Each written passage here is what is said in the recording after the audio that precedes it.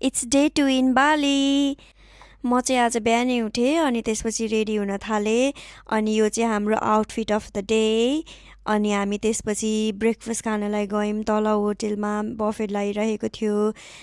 ठिकै थियो खानेकुराहरू त्यस्तो मिठो नि थिएन त्यस्तो नमिठो नि थिएन ठिकै नै लाग्यो अनि त्यसपछि हामी चाहिँ हाम्रो टुर गाइडलाई वेट गर्दै बसिरहेको थियौँ ब्रेकफास्ट पछि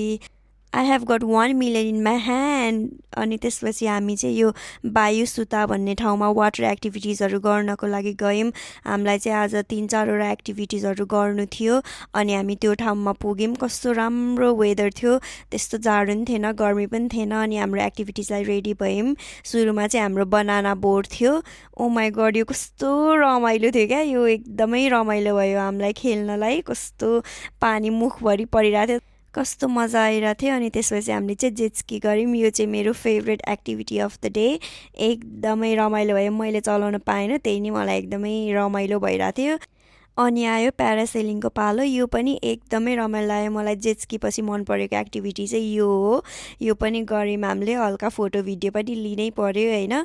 Look at us guys, it was so fun के and our next activity was यो sea walking यो चाहिँ मलाई कस्तो डर लागेको थियो सुरुमा पानीको तल लिएर गएको थियो अनि पछि चाहिँ म त्यहाँ हात समाउँदै हिँडेँ अनि त्यसपछि चाहिँ अलिक डर भाग्यो अनि हाम्रो सबै वाटर एक्टिभिटिजहरू सकिसकेपछि चाहिँ हामी यो कोकोनट वाटर खान गयौँ यति धेरै थियो यहाँनिर है त्यही नै कस्तो रिफ्रेसिङ भयो क्या यस्तो मिठो भयो अनि 2 लिटरभन्दा धेरै थियो यहाँनिर यो सबै खाइसके